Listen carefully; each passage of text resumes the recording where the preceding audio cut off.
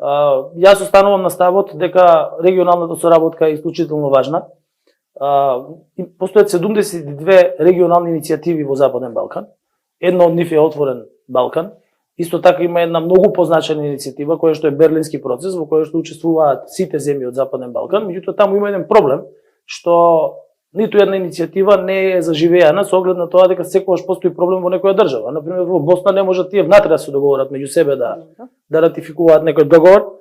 Потоа ќе се појави некој проблем помеѓу други две држави и процесот оди многу поспоро, меѓутоа мислам дека и тој процес ќе биде забрзан со оглед на тоа дека сите држави имаат многу јасна определба за членување во Европската унија.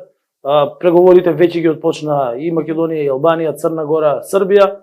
Веќе имаме земји членки на НАТО, тоа се Албанија, Црна Гора, Македонија, кои што сме земји членки на НАТО. Сметам дека помеѓу Србија и Косово диалогот треба да продолжи, за да можат да ги нормализираат своите односи согласно со Бриселскиот договор и согласно со разговорите кои што ги има во Охрид.